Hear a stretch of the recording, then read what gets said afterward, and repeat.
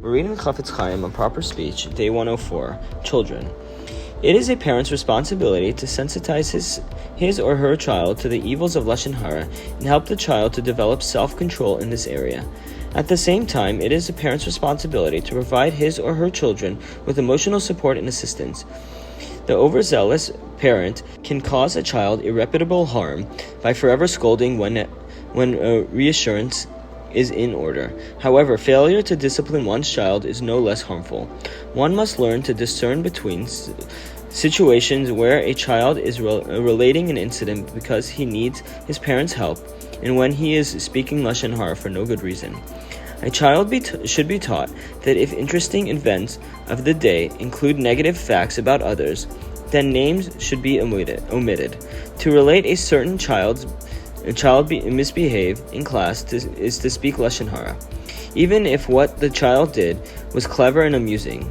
Conversely, it is perfectly correct for a child to reveal the identity of a boy who interferes with his own activities or disrupts him in class time. The unity of the Jewish people. Suppose a man were walking along a path and one of his feet would trip over the other, causing him to fall to the ground and suffer cuts and bruises. Would he seek revenge of the guilty foot and refrain from trying to heal its wounds? Would he harbor any ill will towards that foot? Obviously not, for his feet, hands, face are all parts of one body, his own. If anything, he might reflect upon his deeds and view his sin as the true cause of his mishap. Similarly, if a neighbor refuses to do a favor that one has asked of him, or even if he has caused one heartache or has shamed him in any way, one should not seek revenge or bear a grudge against him. For who is oneself and who is one's fellow? Both stem from the same source, as it is written, "And he who is like your nation, Israel, one nation on earth." The Torah states, "All the souls of the house of Yaakov who came to Egypt 70. The Hebrew word for souls is vashot. Yet in this verse, the singular form nefesh is used, alluding to the fact that in heaven, the souls of the Jewish people, the people of Israel, are like one.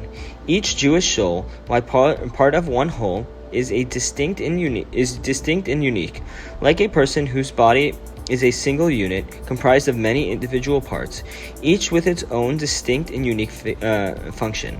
All the Jewish souls will eventually be gathered in one source beneath the heavenly throne, as it is written, "And the soul of my master shall be bound in the bond of life." It is only in this world, where each soul is clothed in its own physical body and is involved in its own personal matters, that one seeks himself as a distinct entity, apart from his fellow Jew. But in truth, however, all Jews are one in a very real sense. Thanks, and we'll continue tomorrow.